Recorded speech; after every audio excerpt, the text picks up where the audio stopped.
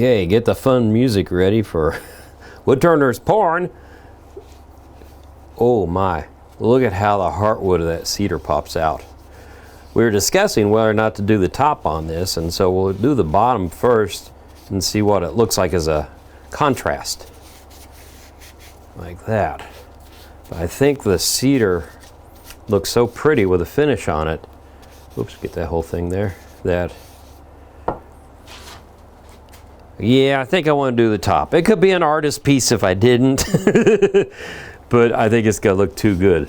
Let's keep applying a little bit more on here. Okay. Whoa. Yeah, I think that's good. Oh, look at the spalting that's in this. This was an old, crusty piece of wood laying around for quite a long time. Brian, you're going to have to thank your friend for giving us such a good project. So let me get the rest of this on these edges here. I'm using Danish oil, so it just soaks in really good. You want to saturate it since this thing is so old and so dry from being in the garage for 10 years.